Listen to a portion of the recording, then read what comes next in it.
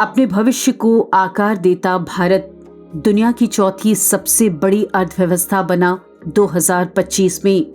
लीजिए सुनिए दैनिक जागरण में प्रकाशित लेख का ऑडियो संस्करण। लेखक हैं केंद्रीय वाणिज्य और उद्योग मंत्री माननीय श्री पीयूष गोयल जी। प्रस्तुतकर्ता भाजपा संगवारी। भारत ने व्यापार और उद्योग में महत्वपूर्ण सुधार किए, जिससे स्टार्टअप को बढ़ावा मिला और निर्यात में रिकॉर्ड वृद्धि हुई। भारत अब दुनिया की चौथी सबसे बड़ी अर्थव्यवस्था बन गया है, जिसका लक्ष्य विकसित भारत का निर्माण करना। एफटीए, एफडीआई वृद्धि और श्रम सुधारों ने देश को आत्मनिर्भर बनने में मदद की है। वर्ष 2026 भारत के वाणिज्य और उद्योग परिदृश्य में नया विश्वास और आशावाद लेकर आया है। 2025 में उठाए गए निर्णायक कदम व्यापार और निवेश को तेजी से आगे बढ़ाने, छोटे व्यवसायों और स्टार्टअप के लिए वैश्विक बाजार तक पहुंच बढ़ाने, रोजगार सृजन करने और साथ ही प्रत्येक नागरिक के लिए ईज ऑफ लिविंग को बढ़ावा देने के लिए प्रधानमंत्री नरेंद्र मोदी जी के मिशन को और मजबूत करने वाले हैं। मोदी सरकार की एक प्रमुख पहल स्टार्टअप को बढ़ावा देना साथ रही है। आज भारत में 2 लाख से अधिक सरकार द्वारा मान्यता प्राप्त स्टार्टअप्स हैं। स्टार्टअप्स को समर्थन देने का उद्देश्य आर्थिक विकास को तेज करना, रोजगार के अवसर पैदा करना और प्रत्येक नागरिक, विशेष रूप से गरीबों के जीवन स्तर में सुधार करना है। भारत आज वैश्विक स्तर पर एक भरोसेमंद और विश्वसनीय व्यापार साझेदार के रूप में पहचाना जा रहा है। वैश्विक अनिश्चितताओं के बावजूद वित्त वर्ष 2024-25 में भारत का कुल निर्यात 6% बढ़कर रिकॉर्ड यानी कि 825.25 अरब अमेरिकी डॉलर तक पहुंच गया। निर्यातकों को और समर्थन देने के लिए सरकार ने 25,000 करोड़ रुपए का निर्यात प्रोत्साहन मिशन घोषित किया है। रीपलिंग एंड अमेंडमेंट एक्ट 2025 के तहत 71 पुराने और अप्रासंगिक कानूनों को समाप्त किया गया है, जिनमें से कुछ वर्ष 1886 के थे।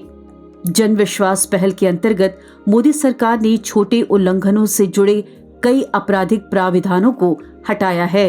ये सुधार शासन को बेहतर बनाते हैं, कारोबार में आसानी बढ़ाते हैं और ये सुनिश्चित करते हैं कि भारत की कानूनी व्यवस्था आधुनिक अर्थव्यवस्था के अनुरूप हो।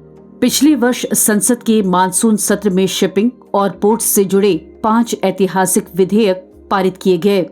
इन कानूनों से दस्तावेजीकरण सरल हुआ, विवाद निपटान आसान हुआ और लॉजिस्टिक लागत में उल्लेखनीय कमी आई। वाणिज्य के मोर्चे पर विदेश व्यापार महानिदेशालय से पारदर्शी और सहायक नीतियों के जरिए निर्यातकों का सक्रिय रूप से समर्थन किया है। इन पहलों से व्यापारिक स्टार्टअप और छोटे उद्योग की उद्यमशीलता को नई उड़ान मिली है।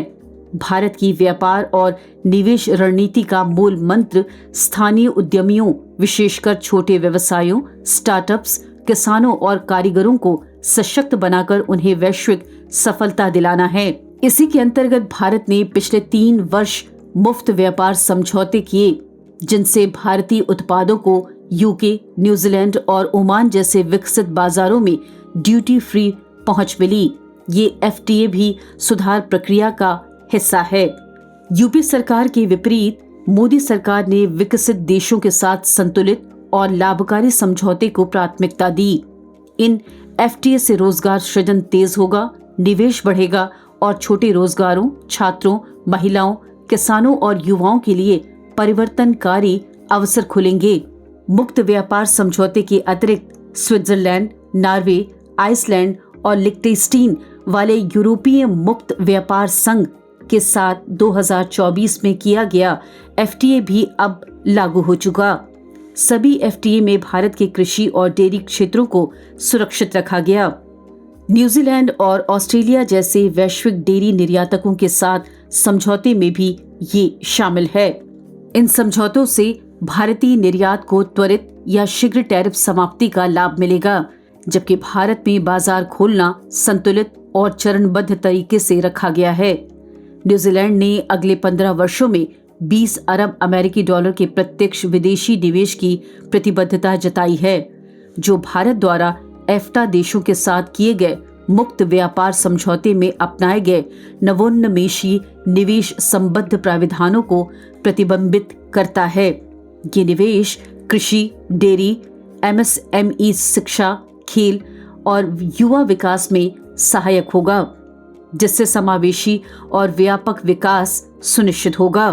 2024-25 तक के पिछले 11 वित्तीय वर्षों में भारत ने 748 अरब अमेरिकी डॉलर का प्रत्यक्ष विदेशी निवेश आकर्षित किया, जो उससे पहले के 11 वर्षों में आए 308 अरब अमेरिकी डॉलर से लगभग 2.5 गुना है।